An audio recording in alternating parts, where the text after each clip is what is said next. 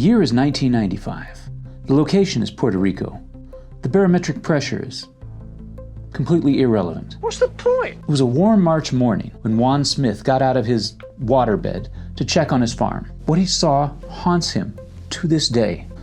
Assuming he's still alive, I didn't bother to check. Oh my God, is he dead? Juan found 8 of his favorite, most beloved, cherished sheep lying dead in a field. My sheep! Each of the poor critters were drained of blood and had 3 puncture marks on their woolly chest. Why 3? Not 2, 3. So Juan assumed there must be some sort of vampire in desperate need of braces or serious dental work hunting sheep on his farm. You got bad teeth or something? But soon enough, he knew that he had a brand new and mysterious cryptid creature that had chosen his farm as a first all-you-can-eat buffet in its burgeoning career. The Chupacabra had come to Puerto Rico. It's the bloodsucker Chupacabra! Chupacabra means goat sucker. It's named for its lousy drinking habits. And that, as much as anything else, led to my drinking problem. Why do so many cryptid names sound like childish insults? You shut up, goat sucker. You be quiet, Bigfoot. Please, don't be childish. Based on estimates, over the next few decades, this little sucker would feast on around 300 goats, 400 sheep, 30 cows, and around 200 other critters like horses, chickens, dogs, llamas, pigs, ducks. You get the idea. This little monster had one hell of an appetite. It's her way of working up an appetite. Now, I won't bore you going through all the other attacks and all the other animals that were found. They were mostly similar to what happened to Juan, and after all, you've seen Juan, you've seen them all. And you will go to hell. Sorry. Throughout 1995, this creature was the scourge of livestock all over Puerto Rico. But so far, they had no idea what it looked like. Some people thought the Chupacabra was a supernatural vampire, while others said it was just a really ambitious bunch of wild dogs. What does it look like? It wasn't until August that we finally had a reliable witness to the goat sucker to let us know just what the thing looked like. Buckle up, kids, this one's wild. Buckle up back there! This is what the Chupacabra looked like. Scary, huh? Well, it should be. It was designed by the same guy who created the xenomorph aliens from the Alien movies, H.R. Giger. Get away from her, you bitch! This is the movie monster Syl from the movie Species. Madeline Tolentino described the creature she saw as a bipedal reptilian figure about 4 to 5 feet tall with spines or quills down its back, large dark eyes, and a hopping gait, almost alien-like. Later, when she was pressed, she would tell people, just watch the movie Species if they wanted to know what a Chupacabra looks like, because that is what is really happening. And that's what the Chupacabra really is. She thought the horror movie Species was true and really happening. These movies aren't real.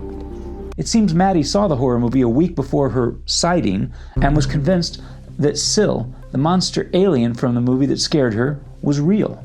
And it was hopping down her street. You are living in a fantasy world. On a side note, it's tough to find images of the creature that I can show here since Giger's art tends to be a little on the, let's call it pervy side. The monstrous alien creature that Maddie thought was the real Chupacabra, in the movie, yeah, it's a nude monster woman in most of the movie, and its only goal is to mate with a human man, which really begs the question, what exactly did Madeline think the Chupacabra and the goat sucking was really all about? That's disgusting. So, the images that grace thousands of t-shirts, hot sauce bottles, coffee cups, and other merchandising were actually based on a woman who got freaked out by a horror movie and was sure that that movie monster was coming to get her. They're coming to get you, Barbara. You know, Waterworld came out that month too. If she had just gone to see a different movie, she might have described the Chupacabra as looking exactly like Kevin Costner with gills. You really want to see it?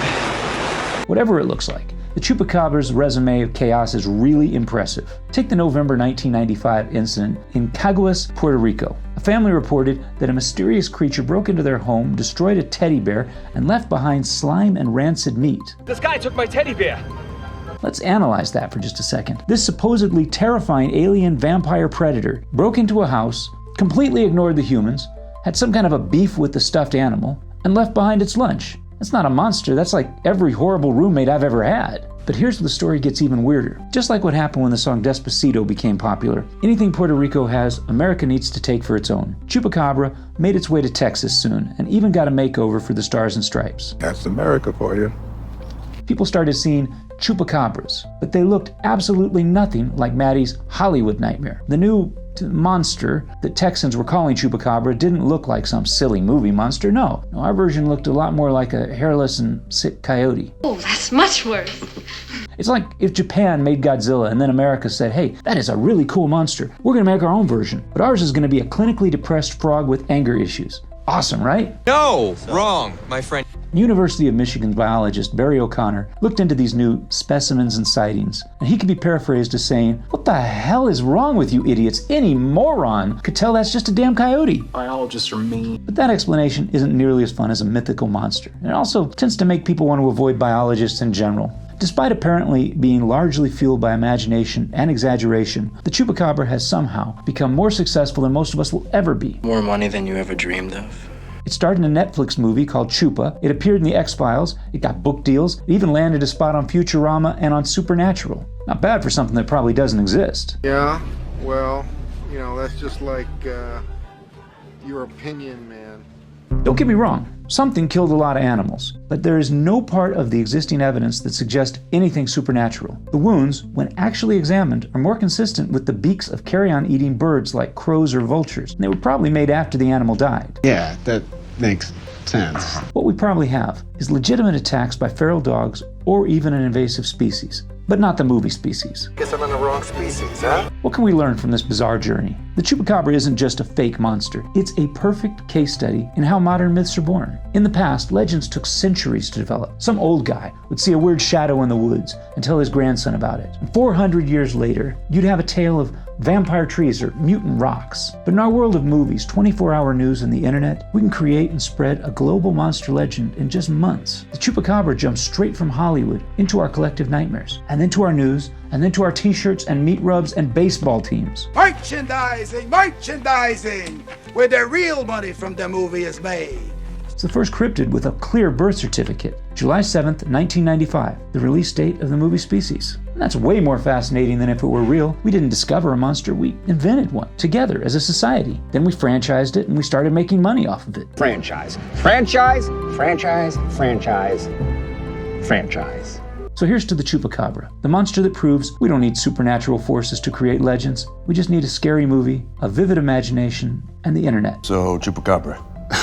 What do we got? If you like this little trip into cryptid hysteria and don't think movie stars should go around sucking goats, hit that subscribe button and leave a note in the comments telling me what movie monster you might see in a dark Puerto Rican night. For me, it's Boss Baby. He's Boss Baby. That's the stuff of nightmares. See ya.